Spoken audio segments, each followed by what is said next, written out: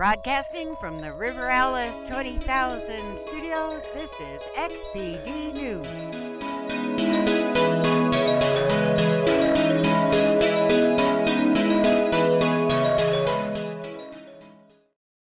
Hi, this is about SoftieLop, who has made a binary calculator in Minecraft on the XPD server. I'm very sorry to say that the video that you're about to watch is out of sync with the description and narrative and tour of the calculator that SoftieLop is giving. I highly recommend that you go to SoftieLop's plot on the XPD server. That would be /plotme home SoftieLop. He will be glad to take you on a tour. He also now has TeamSpeak, so he can take you on an audio tour.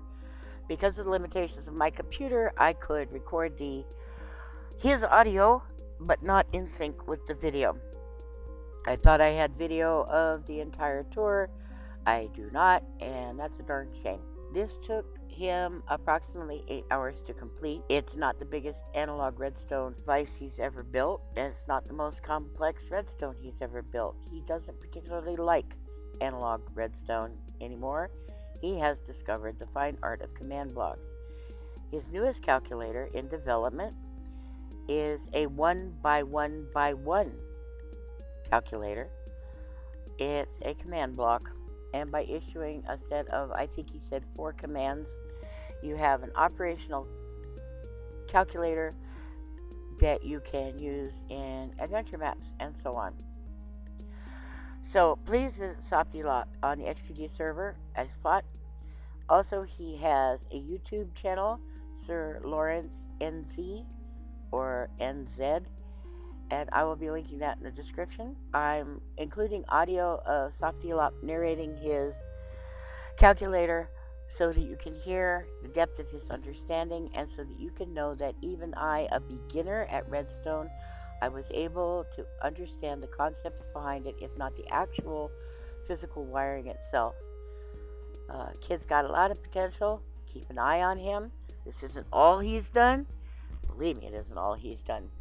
And he has structures much more massive in a single-player world with no way to migrate them to XPD. I will now let SoftieLop speak for himself. Thanks for watching. So this is my BCD calculator that I just randomly put together. Binary is, as you may know, the language that calculators work in. Well, sorry, not calculators, computers work in.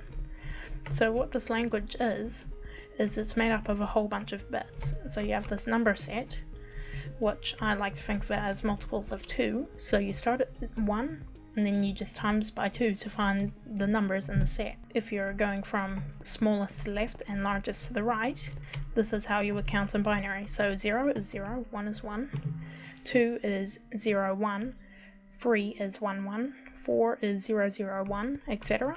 So how binary works, so with binary, it works in categories. All of these are multiples of 2. So if you think about it, for example, 9, it is made up of 8 and 1. So the 8 and 1 come together to make the 9. So using these sets of numbers, you can use them to create any number. So with this, you can have these simple ons or offs to send information as a number. For example, 1 and 3, that would equal 3 in base 10, which is the normal 0 to 9 number system. So then you would get 2 and 4 to make 6, 8 and 4 to make 12, etc. So you just add up the bits of the binary to get the answer. So there is one circuit that makes this all possible, the AND gate. It takes 2 inputs to make an output. So what happens if you have... Okay, this is an AND gate. It requires 2 ons to output. So these 2 ons will both be 1s. And then the output is a 2. So it's saying if you have 2 1s, it will create a 2.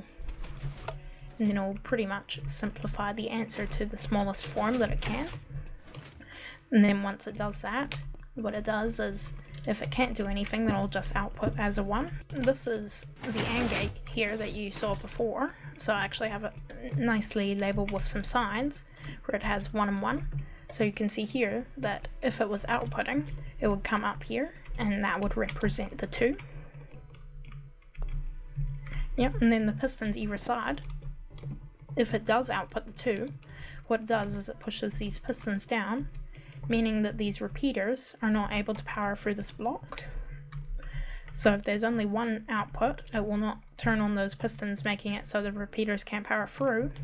So those will just power through, and then they'll come up here to the 1 bit where they will be decoded. So I've just modified the AND gate so that if it cannot add it, then I'll just keep it at the same value. All of the numbers on the display, on the input over here. Yep, so for example on the 7, I just like to use 7 because it has the most bits to it. If I turn the 7 on, what it does is it splits. Yep, so it splits into these 3 parts, activating the 4, the 2, and the 1. And then it will either go up or down because it needs to store 2 numbers to add them together. So it just needs to choose one of them so that they don't both go into the same memory and glitch. But anyway, you can see the 4, the 2, and the 1 here. So you can see that they're all just going through those blocks because none of them are getting that AND gate powered, meaning that it will just come through this whole circuit and not have anything done to it. You'll see the 4, the 2, and the 1 here. So these lights are just there to indicate that. So if we go along here, you'll see all of these redstone torches, the ones that I'm standing next to.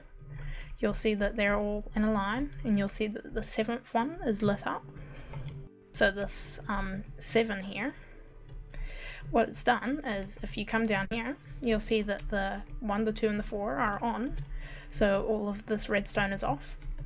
And because none of the other things are powered, what it does is it has these torches on the other side. So it inverts it once again, meaning that these are off. When all of this is off, that torch will come on. Yep. So you'll see that this is powered, but it turns that on, meaning that it is locked. So it's like a 5-way AND gate. So this will come down here. So that will come up here. And then what it does is it just detects the signal strength. It comes into this, I believe it's a monostable circuit. So it just pulses it. So because for some reason the display glitches if stuff changes too quickly and whatever. So I just have that to reset it just to make it all work. So that comes into the display, and then this is the only thing triggered, and you'll see that if I have that there, none of the other ones are, so we'll just go along there, and then if there was a repeater in the way, it would not power, and that just goes into the 7 segments of an 8, which is a 7-segment display. Yeah, if you understand it fully, then anyone could technically recreate it. It's just if they have the mindset and the know-how to do it.